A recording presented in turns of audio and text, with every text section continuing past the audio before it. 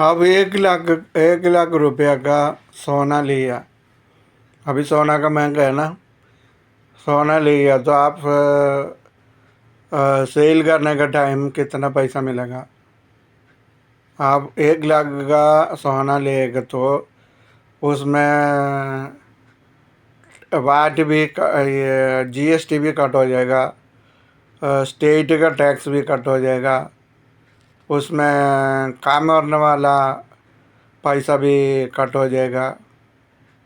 बाद में उसका ये रिलेशन वाला ये कॉपर ये गोल्ड रिलेशन का कुछ डिफरेंट है, वो भी कम कर देगा।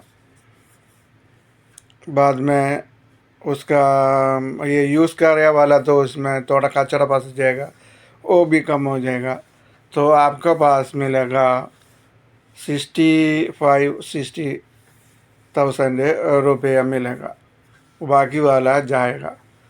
तो ये ऑर्नामेंट है नहीं है, तो सोना लेने का टाइम वो प्रॉफिट है सोच के लाएगा तो ऐसा देखना पड़ेगा। प्रॉफिट मिलने का आपका प्रॉफिट मिलने के लिए 4 साल चाहिए वो आपका 1 लाख मिलने के लिए। ये पैसा आप बैंक में डालेगा तो 4 साल में आपको और ज़्यादा मिलेगा।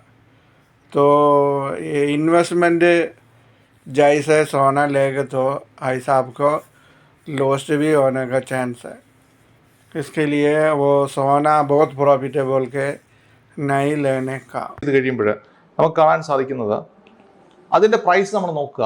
1,00,000 രൂപ നമ്മൾ സ്വർണം 1,00,000 രൂപയുമായിട്ട് നമ്മൾ ജ്വല്ലറി പ്രവേശിക്കുന്ന ഒരാളെ സംബന്ധിച്ച് അവർക്ക് ഒരു 20% പണിക്കൂലിയോ അല്ലെങ്കിൽ അതിന്റെ കിഴിവോ അല്ലെങ്കിൽ തേയ്മാനമോ നമ്മൾ പരിഗണിക്കാം. രണ്ടാമത് അതിന്റെ GST ഒരു 3.25% പരിഗണിക്കാം. അങ്ങനെ നമ്മൾ പരിഗണിച്ച് നമ്മൾ പുറത്തേക്ക് ഇറങ്ങുമ്പോൾ നമ്മുടെ കയ്യിലുള്ള ആസെറ്റ് അല്ലെങ്കിൽ 1,00,000 രൂപ കൊടുത്ത് വാങ്ങിയ യഥാർത്ഥ ഗോൾഡിന്റെ വാല്യൂ അല്ലെങ്കിൽ ഗോൾഡിന്റെ തൂക്കം എന്ന് പറയുന്നത് 76,750 രൂപയുടെ ഗോൾഡ് ആയിരിക്കും നമ്മുടെ കയ്യിൽ ഉണ്ടാകുന്നത്. 76,750. ആ 76,750 ആയിരിക്കും നമ്മുടെ ഇൻവെസ്റ്റ്മെന്റ് വാല്യൂ എന്ന് പറയുന്നത്.